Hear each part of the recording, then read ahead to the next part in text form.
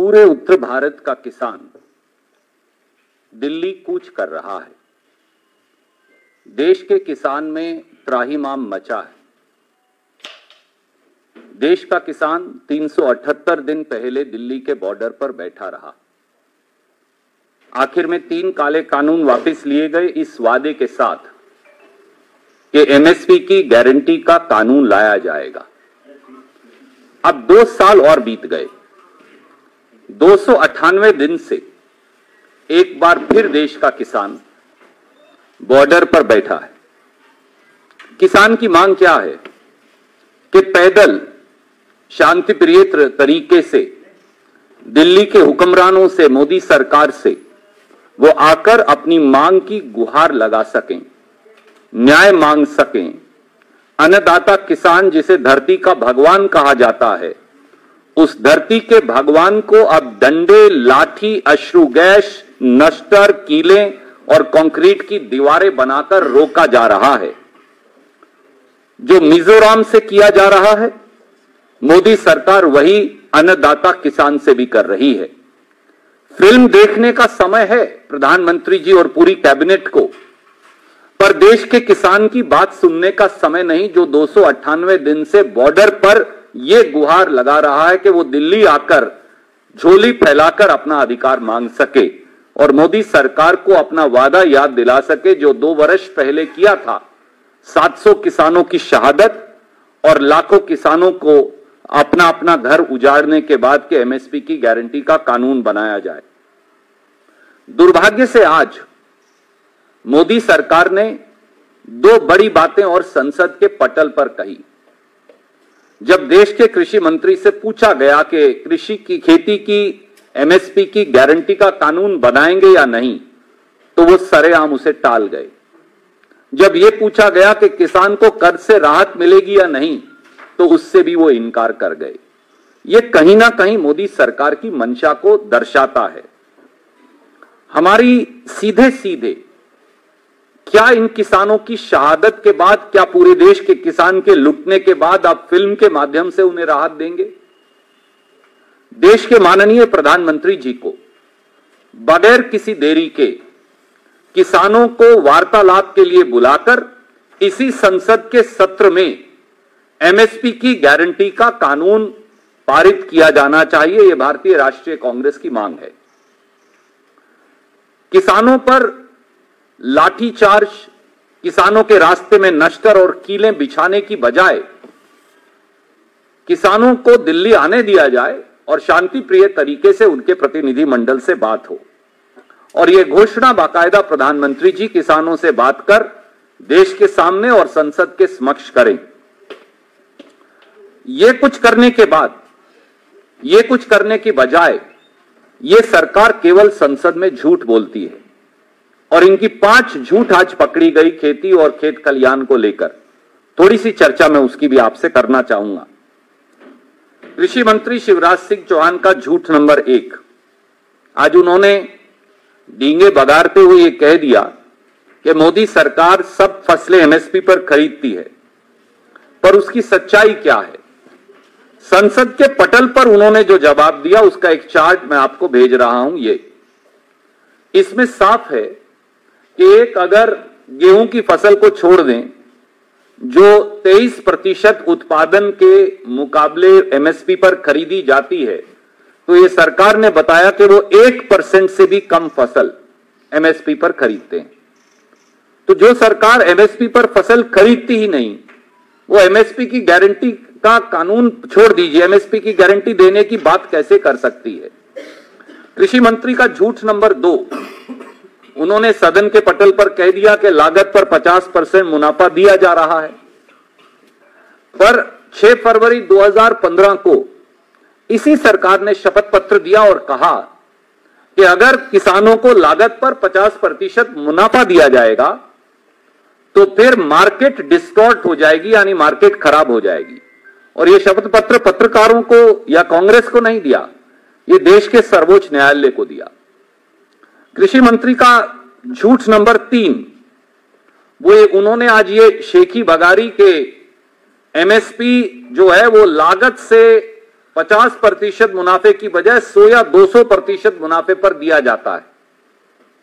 दुर्भाग्य से विपक्ष को तो सवाल नहीं पूछने दिए गए, पर वास्तविकता क्या है? भाजपा शासित प्रदेशों ने agriculture cost and price commission को लिखकर दिया है कि जो एमएसपी निर्धारित किया जा रहा है उनके प्रदेशों में अलग अलग फसलों की लागत वो उससे 100%, 150%, 200% तक कम है। तो इसलिए मैंने एक सीएसीपी की रिपोर्ट से एक चार्ट आपके लिए बना दिया, आपका समय नष्ट ना हो, और ये मैं आपको भेज रहा हूं। एक दो उदाहरण देता हूं। जैसे महाराष्ट्र ने कहा कि 4,461 रुपया लागत है किसान की गेहूं की। गुजरात ने कहा कि 4,050 रुपया प्रति क्विंटल लागत है गेहूं की, पर रेट तो मिला नहीं। यही चने का हाल है, यही मसर का हाल है, यही सरसों का हाल है। कृषि मंत्री शिवराज चौहान का चौथा झूठ, उन्होंने ये कह दिया कि हमने 80%, 150% एमएसपी को बढ़ा दिया। एक पूरा चार्ट सदन के पटल पर रख दिया। तो ये जुमला नाथन कृषि मंत्री की सच्चाई, हमने पिछले 2 साल का चार्ट आपको निकाल कर रखा कि पिछले साल एमएसपी क्या था और इस साल क्या है। बस, ये तो कोई सीक्रेट नहीं है, पब्लिक डॉक्यूमेंट है। और अगर आप देखें, इन्फ्लेशन हमारे यहां 7% है, फूड इन्फ्लेशन 14% है, 15% भी है।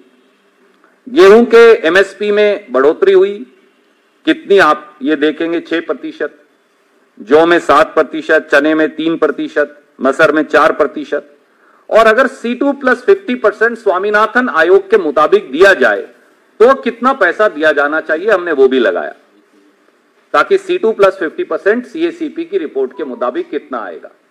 तो ये सरेआम झूठ बोलकर देश को बरगलाते हैं, ये समझकर कि संसद में शायद किसानों के नुमाइंदे नहीं हैं और खुद कृषि मंत्री खेती करते नहीं, तो इसलिए कुछ भी कहते हैं तो अपनी बात कहकर वो झूठ चला लेते हैं। और झूठ नंबर 5, सोयाबीन, जो सबसे ज्यादा मध्य प्रदेश और सबसे ज्यादा महाराष्ट्र और दूसरे नंबर पे उनके अपने प्रांत मध्य प्रदेश में होता है। सोयाबीन का लागत जो मूल्य है वो 4,892 रुपए एमएसपी है, पर मध्य प्रदेश में वो 4,000 रुपए से भी कम बिकी और महाराष्ट्र में और भी कम बिकी।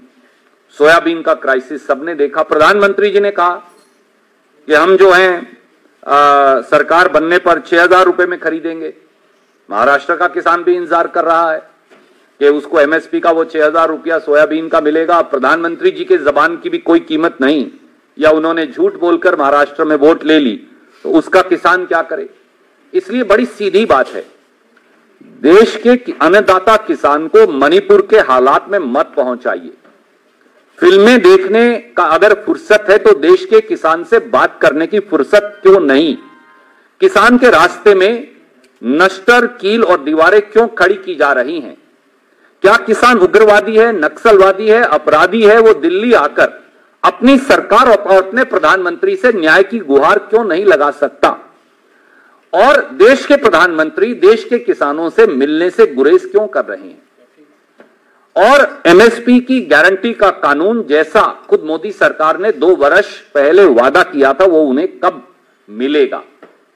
इस संसद के सत्र में एमएसपी की गारंटी का कानून क्यों नहीं लाया जा सकता? और आखिरी किसान के कर्ज को लेकर है। अगर कॉर्पोरेट टैक्स 32% से 22% और 15% कम करके सालाना 3 लाख करोड़ कंपनियों को दिया जा सकता है टैक्स राहत, अगर 17 लाख करोड़ बैंक का पैसा बट्टे खाते में डाला जा सकता है, तो किसान का 2 या 3 लाख करोड़ का कर्ज क्यों माफ नहीं हो सकता? ये कुछ सवाल हैं जो बड़ी विनम्रता से हम सरकार के समक्ष रखना चाहते हैं, ये कहने के साथ साथ कि भारतीय राष्ट्रीय कांग्रेस किसानों के इस जायज मांगों और आंदोलन के साथ खड़ी है।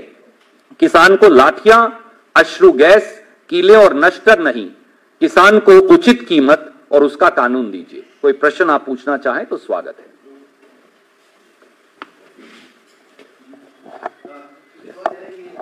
मंत्री अनिल विज वो कह रहे हैं कि अगर किसानों को दिल्ली ही जाना था तो वो पहले केंद्र सरकार से, राज्य सरकार से इजाजत लेते, उनके पास ऑफिशियल परमिशन होता, फिर कोई नहीं रोकता। क्योंकि इजाजत नहीं ली है और कानून व्यवस्था को संभालना राज्य की जिम्मेदारी है, इसलिए ये स्थिति उत्पन्न हुई। आदरणीय मित्र, वो तो अब गृह मंत्री नहीं रहे, हालांकि उन्हें भयम है कि वो हैं अभी भी, पर अब तो उनसे महकमा छीन लिया गया।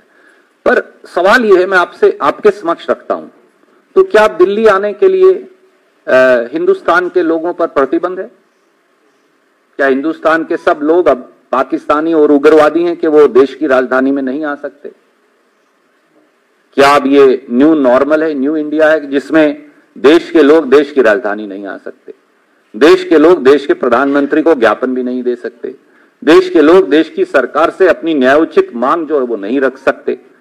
आखिरी बार जब मैंने चेक किया तो दिल्ली में ना कर्फ्यू है, ना मार्शल लॉ है, और किसी व्यक्ति को भी देश की राजधानी में आना की इजाजत है। हां, कोई टैंक लेकर आए, बम बंदूक लेकर आए तो आप रोकेंगे, क्योंकि कानून व्यवस्था है। अगर 100 लोग आना चाहें पैदल चलकर, तो उन पे क्या पाबंदी है? वो कौन सा कानून व्यवस्था का प्रश्न है? और जो 3 लेयर सिक्योरिटी अंबाला में हरियाणा की नायब सैनी सरकार ने किसानों को रोकने के लिए लगाई है, काश मोदी जी ये 3 लेयर सिक्योरिटी चाइना के बॉर्डर पे लगा देते तो हमारी 2000 स्क्वायर किलोमीटर जमीन पर चीन कब्जा ना करता। कहा है कि किसानों को हरियाणा तक में प्रवेश की अनुमति नहीं है। हरियाणा भी हिंदुस्तान का हिस्सा है। आखिरी बार जब मैंने चेक किया तो हरियाणा भी पाकिस्तान नहीं है, तो इसलिए क्यों नहीं है? मेरा यह कहना है, इस देश में किसी नागरिक को भी कहीं ना जाने की अनुमति क्यों नहीं है?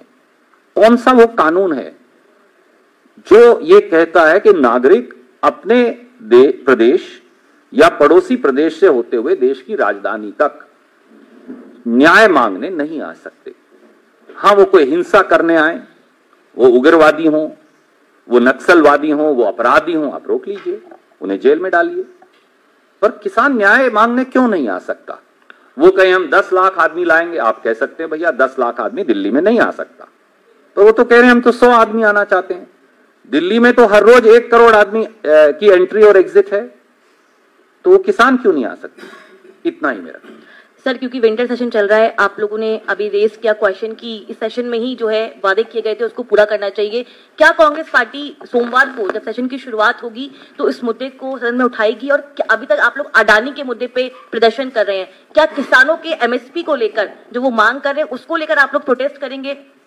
2 दिन पहले भी श्रीमती सोनिया गांधी जी के नेतृत्व में किसानों के इसी मुद्दे पर राज्यसभा से कांग्रेस पार्टी और सभी मित्र दलों ने बहिर्गमन किया था, और हमने बाकायदा एडजर्नमेंट मोशन दिया था। हम एक बार नहीं अनेकों बार इस पर स्थगन प्रस्ताव कर चुके हैं, और हम इस आवाज को, अडानी का मुद्दा भ्रष्टाचार का मुद्दा है, वो महत्वपूर्ण है और रहेगा, और कांग्रेस उसे लगातार उठाएगी राहुल जी और खड़गे जी के नेतृत्व में। पर किसान के साथ जो दुर्व्यवहार हो रहा है, किसान को जो अपराधी की तरह उसके साथ व्यवहार हो रहा है, कील नश्तर और दीवारें खड़ी की जा रही हैं ताकि आम नागरिक को भी यह सुविधा हो, सो किसानों के लिए 3 लेयर सिक्योरिटी की क्या जरूरत है? आप चेक करो भैया, तुम्हारे पास कोई हथियार तो नहीं है, आप उसे मत जाने दो। कोई हथियार है नाजायज तो अंदर बंद कर दो। पर सो किसान पैदल चलकर दिल्ली तक क्यों नहीं आ सकते? इस बात का जवाब प्रधानमंत्री जी को देना चाहिए, और कांग्रेस ये मुद्दा सोमवार से फिर उठाएगी दोबारा। अडानी भी उठाएंगे और किसान के साथ जो दुर्व्यवहार और एमएसपी का कानून नहीं बन रहा इसको भी उठाएंगे। सर, कई ऐसा घटनाक्रम रहा है जहां राहुल गांधी खुद मिलने पहुंचते हैं, आपने 298 डेज का जिक्र किया। क्या आपको लगता है अगर किसान पिछली बार की तरह इस बार भी दिल्ली नहीं आ पाते हैं तो राहुल गांधी को खुद वहां जाकर मिलना चाहिए किसानों से? कांग्रेस का प्रतिनिधि मंडल और कांग्रेस के नेता वहां गए हैं किसानों से मिलने, और हम इसका राजनीतिकरण नहीं करना चाहते। अन्याय जहां होगा राहुल जी जाएंगे, अन्याय जहां होगा खड़गे जी जाएंगे, अन्याय जहां होगा कांग्रेस के साथी जाएंगे, चाहे वो हमारा घोर विरोधी भी हो। और पहले भी आपने देखा, हमने जब किसान यहां 378 दिन बैठा रहा, कांग्रेस के लोग 1 या 2 बार गए, क्योंकि हमने कहा कि यह मुद्दा राजनीति या बीजेपी या बनाम कांग्रेस का नहीं है, यह देश की फूड सिक्योरिटी का, खाद्य सुरक्षा का मामला है, किसान की स्वायत्तता का मामला है, 62% आबादी की आजीविका और जिंदगी का मामला है। इसको राजनीति से जोड़ के ना हम देखते ना देखा जाना चाहिए। शुक्रिया।